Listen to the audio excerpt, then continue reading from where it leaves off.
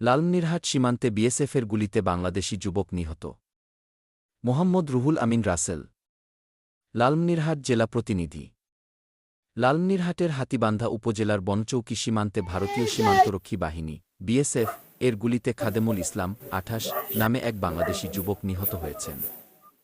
বুধবার ১৪ মে সন্ধ্যার পর উপজেলার বনচৌকি সীমান্তের ৯০৬ নম্বর মেইন পিলারের ৮ নম্বর সাব পিলার এলাকায় এ ঘটনা ঘটে।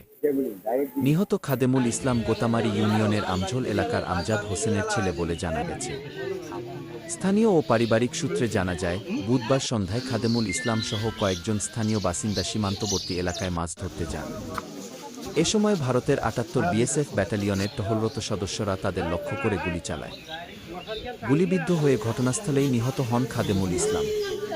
পরে তার সঙ্গে থাকা লোকজন মরদেহ উদ্ধার করে বাড়িতে নিয়ে আসেন। ঘটনার পর এলাকায় শোকের ছায়া নেমে এসেছে। নিহতের পরিবার ও স্থানীয়দের মাঝে চরম ক্ষোভ বিরাজ করছে। তারা এ ঘটনার সুষ্ঠু তদন্ত ও দায়ীদের বিরুদ্ধে প্রয়োজনীয় পদক্ষেপ গ্রহণের দাবি জানিয়েছেন। এ বিষয়ে লালমনিরহাট ১৫ বিজিবি ব্যাটালিয়নের অধিনায়ক লেফটেন্যান্ট কর্নেল মো।